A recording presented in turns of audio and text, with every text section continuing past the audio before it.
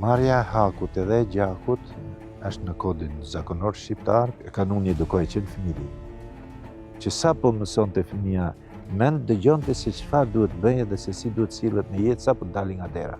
Nëse dikush, një fëmijë apo një moshë e re, merrte gjak, sigurisht nuk mund ta bënte atë pa u konsultuar brenda hierarkisë së vendimmarrjes. I bien më shumë të re, por përgjithsisht shoqëria nëse merr gjakun ashtu siç duhet, shoqëria respekton. Në këtë rast, fëmijët janë përjashtuar e gratë.